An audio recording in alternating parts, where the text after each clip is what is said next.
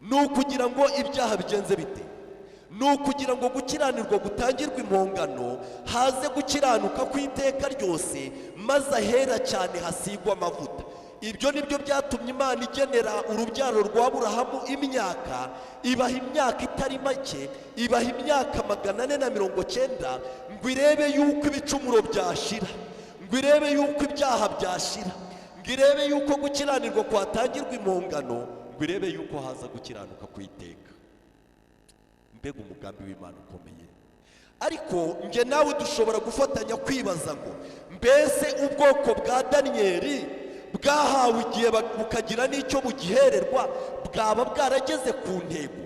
Bibiliya itugaragariza neza yuko imyaka y'Abayuda yarangiye muri 34, icyo Imana yifuzaga ko bayikoramo batagenje bate batakigezemo. Ariko mfite ikintu nshaka kubabwira gikomeye. Ntabwo Abayuda bigeze barangira ngo basenyuke, ahubwo harangiye igihe cy'Abayuda maze basigara bariho nyuma y'igihe cyabo. Ndibuze kubabwira n'igihe cyacu icyo Bibiliya kivugaho. Ariko ibyanditswe bigaragaza neza yuko Imana umuntu wese imugenera igihe, muri icyo gihe cye inzira zigafungurwa, imiharuro igakuburwa kugira ngo ibe nyabagendwa, kugira ngo agere ku mugambi Imana yamuremeye, yamurindiye, agere ku cyo Imana yamusezeraniye muri Kristo Yesu. Ariko ndagira mbabwire yuko iyo igihe cy'umuntu kirangiye ntabwo apfa, ahubwo asigara ariho nyuma y'igihe cye. Ikintu kikubwira umuntu uriho nyuma y'igihe cye, nubwo bamubwira bati dore saa sita za nijoro izuba riravuye, yavuga ati riravuye nyine. Ibyo bintu ntacyo byamubwira. Kubaho nyuma y'igihe cyawe biba ari akaga. Kandi ndagira ngo mbabwire yuko nubwo uyu munsi tuvugana igihe cy'Abayuda cyarangiye muri 34, ariko uyu munsi tuvugana Abayuda bo bariho. Nyuma yuko Imana ihaye Abayuda imyaka 490 ngo bayikoremo ibyo gukiranuka, ngo ibicumuro bicibwe, ngo ibyaha bishire, ngo gukiranirwa gutangirwe impongano, ushobora kwibaza mu mutima wawe ngo kwiba ari wo mugambi Imana yageze kuva isi yaremwa.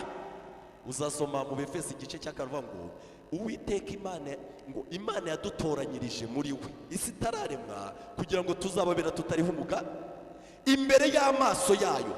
Ibyo Imana yabigambiriye guhera kera, ariko ibyo bintu byabaye ibitaragezweho mu gihe cy'Abayuda, maze ibyaha ntibyashira, gukiranirwa ntikwarangira, gukiranuka kw'iteka ntikwaza, ahubwo igihe kibashiriraho. Maze Pawulo atangaza mu ruhame ngo ubu bwo mwanze agakiza duhindukiriye abanyamahanga.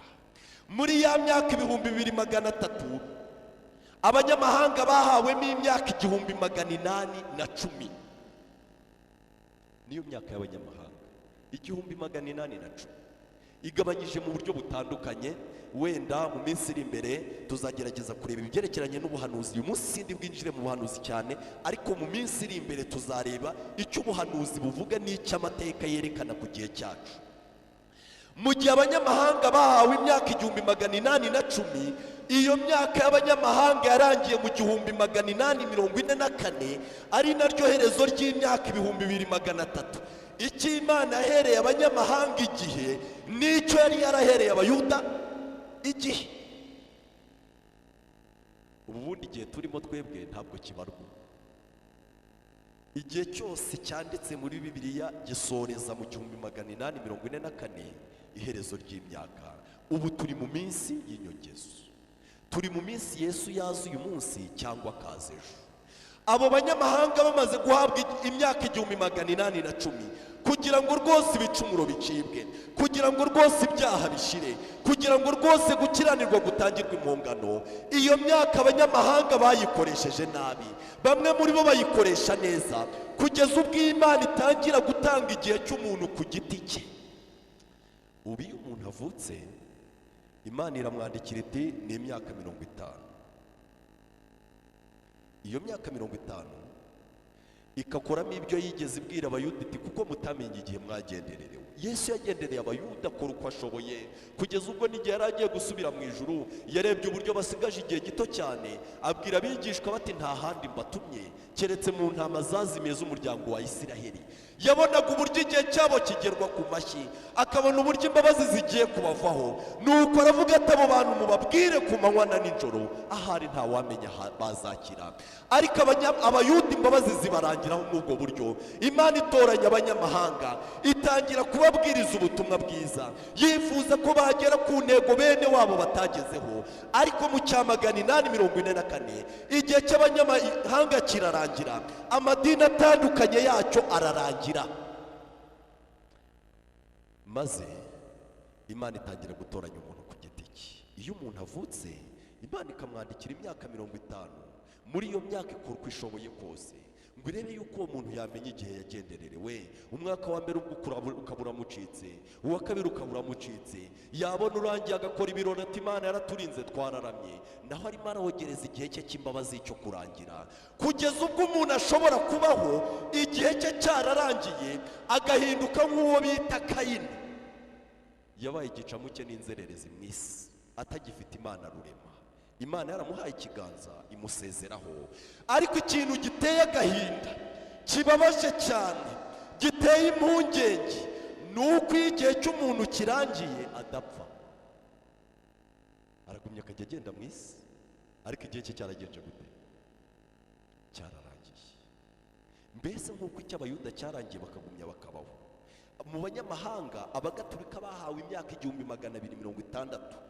Yanditse ahantu hatatu muri Bibiliya, yanditse muri Daniyeli igice cya 7:25 aho bavuga igihe n'ibihe n'igice cy'igihe. Yanditse mu Byahishuwe igice cya 11 aho bavuga amezi 42. Yanditse no mu Byahishuwe igice cya 13 aho berura ngo ni imyaka 1260. Iyo myaka 1260 barayihawe, ihera muri 538 iryo torero riritangiye, iragenda igera mu 1798 birarangiye, maze igihe cyabo kiba kigenje gute? Ariko n'uyu munsi baracyariho, kuko ntabwo harangira itorero, ahubwo harangira igihe cyaryo. Nta nubwo harangira umuntu ngo apfe, ahubwo harangira igihe cye. Iyo umuntu igihe cye kirangiye, abagize ishyano mudashobora kwiyumvisha. Elena White yigeze yandika ibyerekeranye n'igihe cy'imbabazi z'umuntu mu gitabo cyitwa Wifuzwa ibihe byose, ku cyigisho gifite umutwe uvuga ngo ishyanga ryaciriweho iteka. Avugamo amagambo navuga ko akomeye, nifuza ko mutega amatwi maze tukayumva neza. Aravuga ngo mu bihe byose abantu bahabwa igihe cyabo cy'umucyo n'amahirwe, bahabwa igihe cyo kwisubiraho kugira ngo biyuzuze n'Imana, nyamara icyo gihe cy'imbabazi kigira iherezo. Umuntu wese icyo gihe aragihabwa. Imana ikamuha igihe cy'amahirwe, ikamuhendahenda cyane, ikamutumaho abantu benshi, ariko icyo gihe cy'imbabazi kigira iki? Kigira iherezo. Imbabazi zikomeza kwinginga igihe cy'imyaka myinshi, maze zigasuzugurwa kandi zikirengagizwa, ariko igihe kiragera imbabazi zikinginga ubuheruka. Paje 394 mu gitabo cyitwa Wifuzwa byose, ku cyigisho gifite umutwe uvuga ngo ishyanga ryaciriweho iteka.